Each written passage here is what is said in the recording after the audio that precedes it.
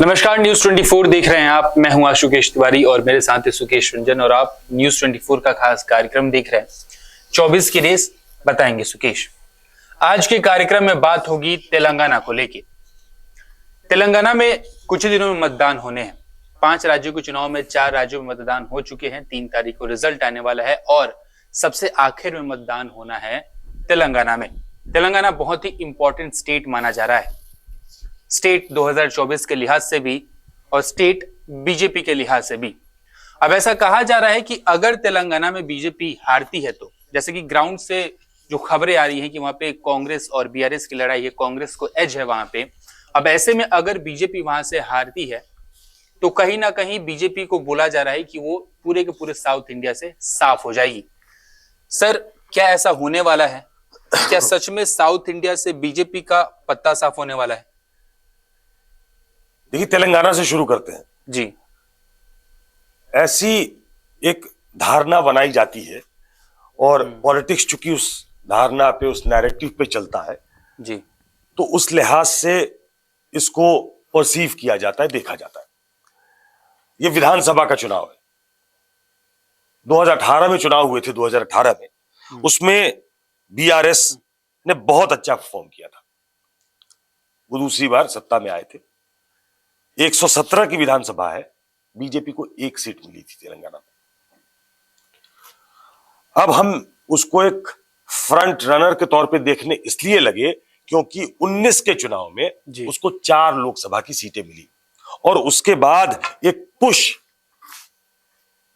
South push वो दिया गया बीजेपी की तरफ से। वो अपना विस्तार चाहती है, कोई भी पार्टी अपना विस्तार चाहती है, तो उसने केरला में भी अपना वोट बैंक बढ़ाया है, कर्नाटक में तो उसकी सरकार रही है, तो तेलंगाना में भी वो पुश देने की कोशिश कर रहे हैं। आज भी प्रधानमंत्री अमित शाह, नड्डा, तमाम उनके बड़े नेता, योगी आदित्यनाथ, हेमंत बिस्व शर्मा, ये तमाम लोग तेलंगाना में हैं और they are fighting it out. लेकिन आपने ठीक कहा कि मुख्य मुकाबला जो है वो बीआरएस और कांग्रेस के बीच सिमट गया है। जी।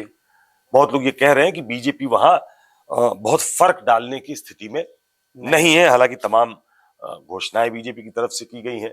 उन्होंने एक टोन ये भी लिया है कि 4% जो माइनॉरिटी को आरक्षण मिलता है उसको खत्म करेंगे। तो एक डिवाइड, जो कि अच्छी खासी संख्या, करीब 13% के आसपास, तेलंगाना में 13 से 14% के आसपास, कोई आंकड़ा 13 कहता है, कोई 14 कहता है। तो वो मुस्लिम वोट्स हैं। हमारे जो दर्शक हैं वो तेलंगाना से वाबस्ता कम है जी, अधिकतर वो हिंदी बेल्ट के दर्शक हैं। लेकिन तेलंगाना में जो अब कुछ लोगों का इंटरेस्ट जगा है वो इसलिए जगा है क्योंकि तेलंगाना के से आते हैं ओवैसी जी। ओवैसी हैं तो तेलंगाना से, वो हैदराबाद से सांसद हैं, लेकिन पैन इंडिया उनकी एक इमेज बन गई है।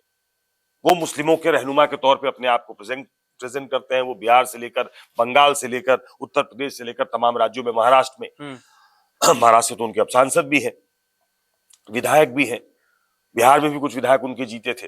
तो ऐसे में वो हर जगह जाते हैं और वो एक पब्लिक फिगर हो गए हैं। लोगों के मानस पे कहीं ना कहीं ओवैसी होते हैं। तो तेलंगाना में रुचि जो है वो बहुत हद तक ओवैसी की वजह से है। जी। तेलंगाना में रुचि बहुत हद तक मोहम्मद अजहरुद्दीन की वजह से है, क्योंकि वो हैदराबाद की जुबली हिल्स से चुनाव लड़ रहे हैं। मोहम्मद अजहरुद्दीन भारतीय टीम के कैप्टन रहे हैं, बहुत सक्सेसफुल क्रिकेटर रहे हैं जी। तो इसलिए भी इंटरेस्ट है। जिनका थोड़ा बहुत भी इंटरेस्ट पॉलिटिक्स में होगा हमारे दर्शकों का, मैं थोड़ा विषयांतर हो गया लेकिन तेलंगाना समझा दूं, वो केसीआर को जानते हैं जी।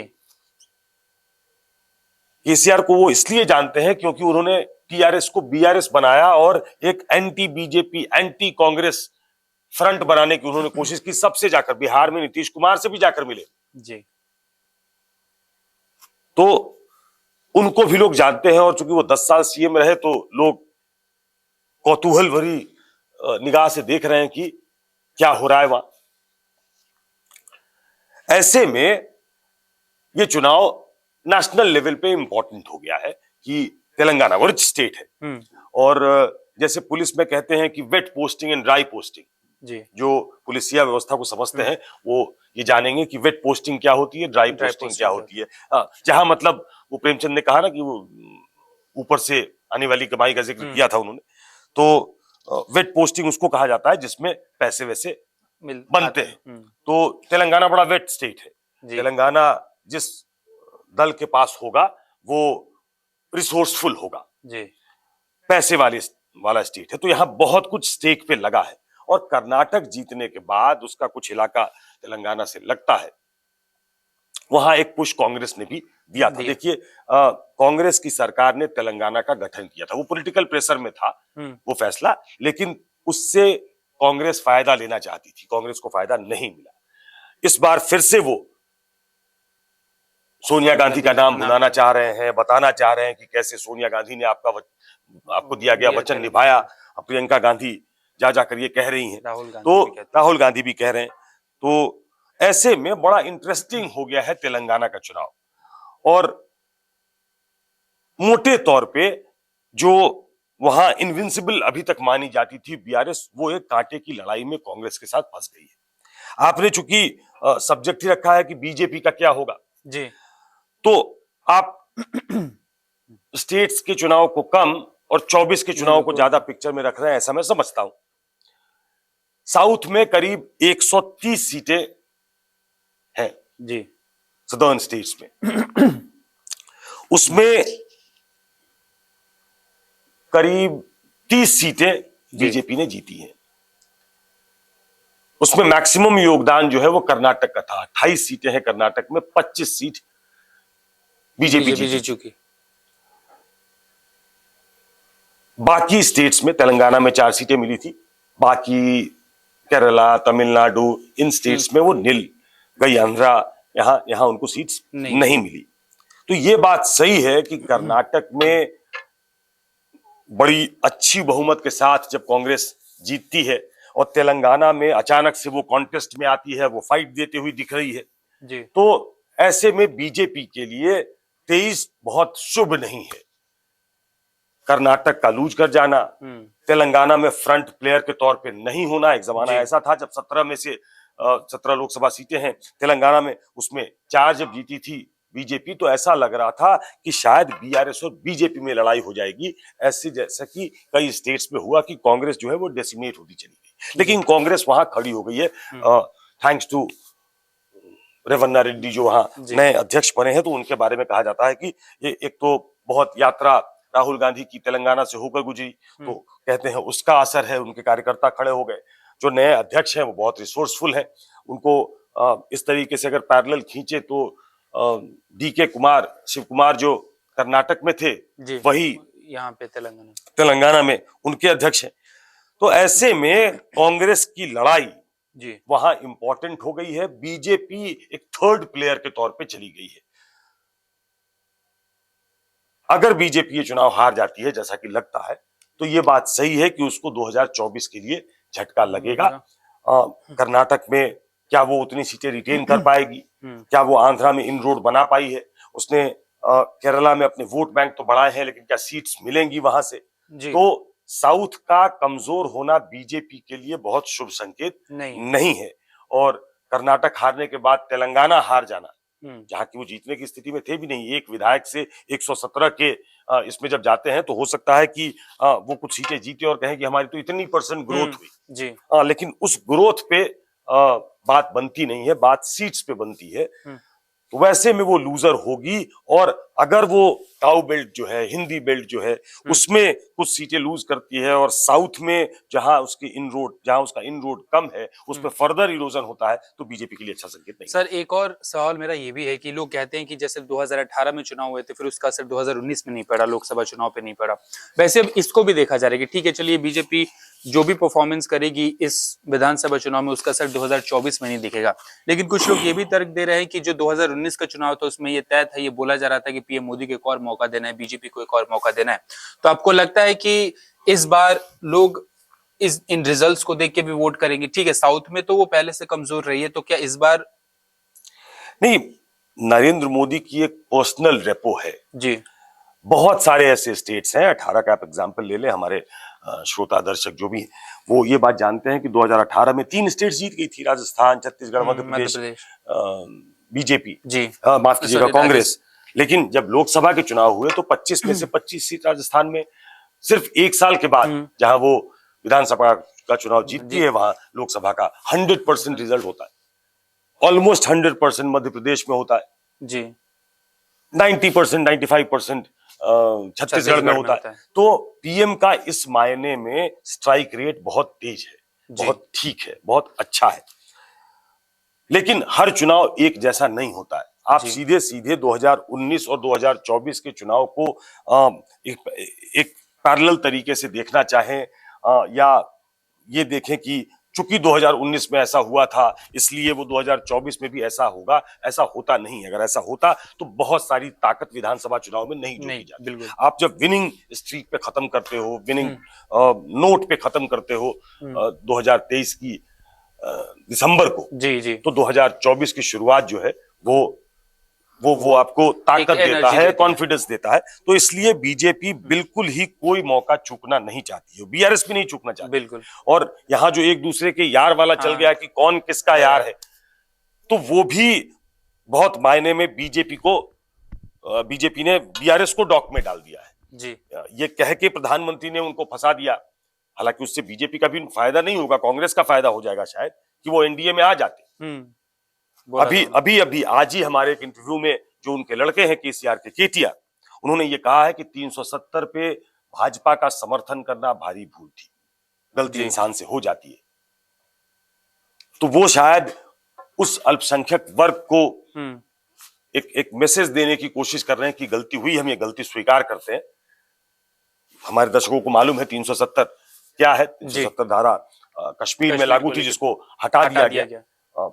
बहुत उसको ऐतिहासिक कदम बताया गया, लेकिन एक फीलिंग ऐसी है अल्पसंख्यकों में, वो कश्मीर में थी लेकिन उसको चूंकि पैन इंडिया बुलाया गया, तो अब वहां भी ये बात जा रही है कि खुलकर इस मामले में बीआरएस अगर बीजेपी के साथ थी तो क्या इस बात में सच्चाई है जो लोग कह रहे हैं कि बीआरएस जो है वो बीजेपी की बी टीम है। तो ये नुकसान कर सकती है बीआरएस का, जो अपने स्टेट में बहुत स्ट्रांग थी और उसका पैन इंडिया एक प्लान था कि हम इसको फैलाएंगे। केसीआर का प्लान ये था, उसको भी धक्का लगा है। और बीजेपी की जो अपनी मुहिम है, जो उनका अपना एंडेवर है, जो उनका अपना एफर्ट वो लगा रहे हैं, उसको भी धक्का पहुंचे। सर, एक लास्ट मेरा सवाल ये भी रहेगा कि अगर कांग्रेस पॉजिटिव करती है इस विधानसभा इलेक्शंस में, तो हमने बात कर ली है, ओपीएस पे हमने बात कर ली, जातीय जनगणना पे बात कर ली हमने, अब हम तेलंगाना पे बात कर रहे हैं, साउथ एंगल भी हम डिस्कस कर रहे हैं।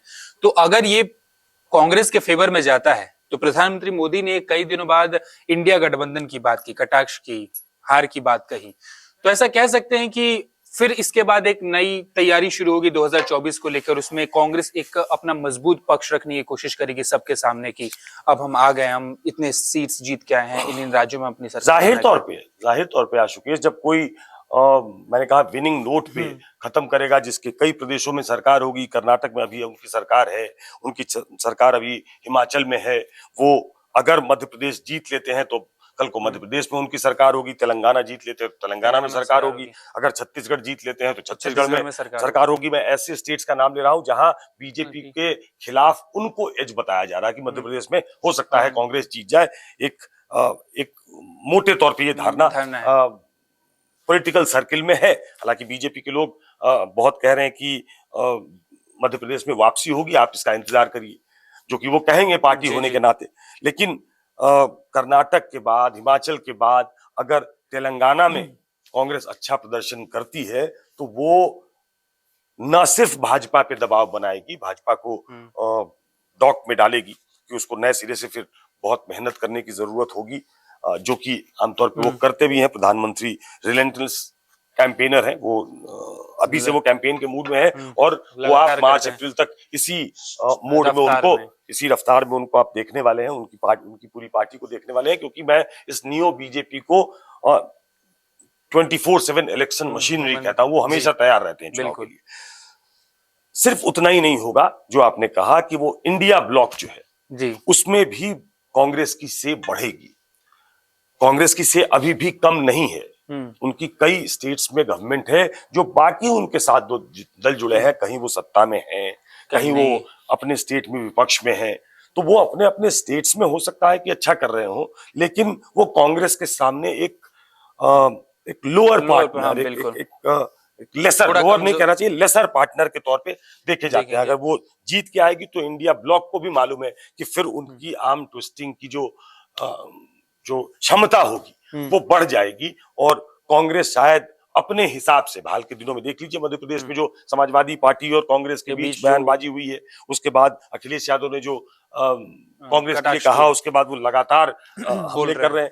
तो ऐसे में इंडिया ब्लॉक के अंदर भी वो उभरेगी, और क्या वो इंडिया ब्लॉक को ऐसे में, जबकि कांग्रेस बहुत स्ट्रांग हो जाएगी, तो इंटैक्ट रह पाएगी क्या, इस पे चर्चा होगी अगर इन चुनावों में बहुत अच्छा रिजल्ट कांग्रेस का आता है। मतलब बेसिकली अगर कांग्रेस के पक्ष में ये चुनाव जाते हैं, राजस्थान छोड़ भी दीजिए, अगर मध्य प्रदेश, छत्तीसगढ़ या फिर तेलंगाना, इन तीनों स्टेट्स में कांग्रेस अच्छा परफॉर्म करती है, तो कहीं ना कहीं सिर्फ बीजेपी को ही झटका नहीं लगने वाला है। बीजेपी तो झटका लगने ही वाला है, कहीं ना कहीं इंडिया गठबंधन, जिसके बारे में अभी फिलहाल बात नहीं हो रही है, लेकिन जरूर बात होगी जिस दिन रिजल्ट्स आ जाएंगे, उसके बाद कांग्रेस अपना एक मजबूत पक्ष रखेगी। अब देखते हैं विधानसभा चुनाव में क्या होता है, तेलंगाना में किसको कितना वोट जाता है, और उसके बाद हम डिस्कस करेंगे कि 2024 में क्या होने वाला है। फिलहाल इस वीडियो में इतना ही।